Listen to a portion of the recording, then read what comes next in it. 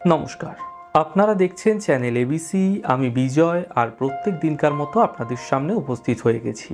আজ আমি এখন আপনাদের সাথে আলোচনা করব জন্মাষ্টমীর মাহাত্ম্য কী আছে, জন্মাষ্টমী কখন পালন করা হয়, জন্মাষ্টমীর প্রস্তুতি কিভাবে করবেন এবং জন্মাষ্টমী চলাকালীন ভগবান কৃষ্ণের কৃপাতে আপনারা কিভাবে বরদান প্রাপ্ত হবেন। এই সমস্ত কিছুই আমি এই এপিসোডে আপনাদের সাথে ছোট করে আলোচনা করব। দেখুন, ভগবান কৃষ্ণের জন্ম হয়েছিল ভাদ্র মাসের কৃষ্ণ পক্ষের অষ্টমী তিথিতে।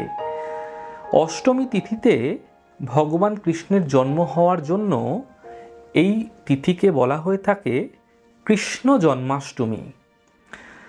দেখুন, ভগবান কৃষ্ণের রোহিণী নক্ষত্রে জন্ম হয়েছিল এবং বৃষ লগ্নে জন্ম হয়েছিল। তাই এই নক্ষত্রের যেরকম ধ্যান রাখা হয়, অর্থাৎ রোহিণী নক্ষত্রেরও যেরকম ধ্যান রাখা হয়, একই সাথে কৃষ্ণ অষ্টমীরও বিশেষ ধ্যান রাখা হয় জন্মাষ্টমীর ক্ষেত্রে। অষ্টমী তিথিতে রোহিণী নক্ষত্রে বৃষ লগ্নে ভগবান শ্রীকৃষ্ণের জন্ম হয়েছে। এই দিনে ভগবান শ্রীকৃষ্ণকে যদি আপনারা পূজা উপাসনা করছেন, এতে সন্তান প্রাপ্তি, আয়ু, সম্পদ প্রাপ্তি এবং বৈভব, তার সাথে সাথে আপনাদের মেটেরিয়ালিস্টিক সুখ অর্থাৎ পার্থিব জগতের যত কিছু আছে সমস্ত কিছুই কিন্তু প্রাপ্ত করা সম্ভব আলাদা আলাদা পথের মাধ্যমে, আলাদা আলাদা মার্গের মাধ্যমে। ভগবান কৃষ্ণের পুজোতে আপনাদের মোক্ষ মিলতে পারে, আপনাদের মুক্তি মিলতে পারে বিভিন্ন ক্ষেত্রে, কারণ ভগবান কৃষ্ণ লীলা পুরুষোত্তম, সম্পূর্ণ ব্রহ্ম, তাই আপনাদের জীবনে অবশ্য কিন্তু মোক্ষ মিলতে পারে। শ্রীকৃষ্ণের জন্মাষ্টমীর পর্ব পালনকালে সর্বমনস্কামনাই আপনাদের ক্ষেত্রে পূর্ণ হতে পারে।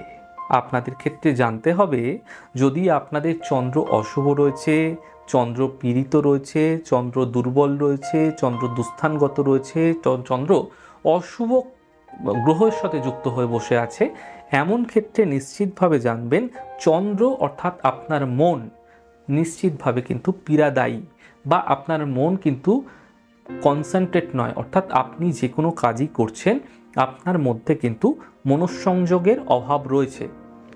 এমনটি হলে আপনারা জন্মাষ্টমীর দিনকে বিশেষভাবে কিন্তু শ্রীকৃষ্ণের আরাধনা করুন, শ্রীকৃষ্ণের পূজা উপাসনা করুন। শ্রীকৃষ্ণের পূজা উপাসনার সময় তুলসী দল অবশ্যই তার চরণে দিন এবং নিশ্চিতভাবে গীতার অধ্যায়গুলিকে পাঠ করুন। চেষ্টা করুন চন্দ্রের শুভত্বকে বৃদ্ধি করার। চন্দ্রের শুভত্বের মাধ্যম দিয়েই আপনারা আপনাদের জীবনের বিভিন্ন বিপত্তিগুলো, বিভিন্ন বাধাগুলিকে দূর করতে পারবেন।